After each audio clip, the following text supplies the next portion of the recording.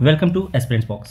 Sir, इस series में हम देख रहे थे कि कैसे ब्रिटिश पार्लियामेंट ने ईस्ट इंडिया कंपनी की हेल्प से इंडिया के ऊपर रूल अपना किया। तो इस सीरीज़ में हमने सब देख लिया। रेगुलेटिंग एक्ट 1773 देख चुके, पिट्स इंडिया एक्ट 1784 भी देख चुके। नाउ अब बारी है चार्टर एक्ट 1813 की। इसी तरह हम सीरीज़ में बाकी वीडियोज़ भी देखेंगे। तो सर, चार्टर एक्ट 1813 आने का रीज़न क्या था, बैकग्राउंड क्या था? तो सर, सबसे पहला रीज़न था economic pressure, the demand of open and free trade in Britain due to Napoleonic wars. Napoleon के से ईस्ट इंडिया कंपनी जीतने के बाद वहाँ पे ओपन और फ्री ट्रेड की मांग उठने लगी थी, तो इसको कम करने के लिए चार्टर एक्ट 1813 आया। Second reason, the political reforms to limit the power of East India Company. East India Company after winning the Mysore wars, Maratha wars by using the subsidiary alliance, इसकी पावर इंडिया में इतनी ज़्यादा बढ़ गई कि उसको लिमिट करने के लिए इन ब्रिटिश क्राउन को ये चार्टर एक्ट 1813 लाना पड़ा। And the third reason, to spread the Christianity in India. तो ये सारी चीज़ें चार्टर एक्ट 1813 से सही की गई। कैसे हुई देखिए। तो सर, चार्टर एक्ट 1813 ने क्या किया, it extended the company rule for 20 years with increased crown oversight. 20 साल के लिए इन्होंने कंपनी रूल को बढ़ा दिया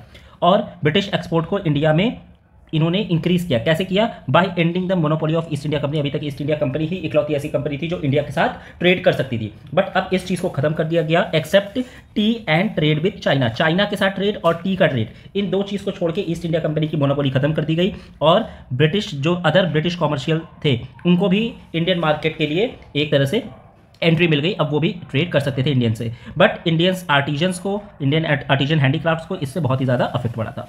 नेक्स्ट, चार्टर एक्ट 1813 से they have the provision to invest 1 lakh rupees per year for Indian education. Sir, Indian education में घुसने के लिए इन्होंने 1 लाख रुपए पर साल इन्वेस्ट करने का भी ये प्रोविजन लेकर के आए बाय चार्टर एक्ट 1813। हालांकि बहुत ही स्मॉल अमाउंट था, but it was a first step to enter into the Indian education center. Third thing, they have given the permission for the Christian missionaries activities in India. Christians को, Christianity को बढ़ाने के लिए इन्होंने permit कर दिया। चौथी चीज़ जो कि चार्टर एक्ट 1830 से हुई, that it define the British territories, that Madras, Bombay, Calcutta, जो कि 80% ऑफ द टोटल इंडिया था उस समय, तो वहाँ पे कितनी इनकी कॉन्स्टिट्यूशनल पोजीशन है प्रॉपर, वो चीज़ डिफाइन कर दी गई। और पहली बार काउंसिल ने ब्रिटिश पार्लियामेंट को अपने रेगुलेशन सबमिट किए। और इस एक्ट ने लास्ट में क्या किया, टेरिटोरियल रेवेन्यूज़ को कॉमर्शियल प्रॉफिट से अलग कर दिया। टेरिटोरियल रेवेन्यूज़ क्या होते हैं सर? जो जमींदारी system, ryotwari system, Mahalwari system से इनको जो टैक्सेस आते थे, उनको इन्होंने ट्रेड वाले प्रॉफिट से अलग कर दिया। तो सर, ये सारी चीज़ें आपकी हुई चार्टर एक्ट 1813 से।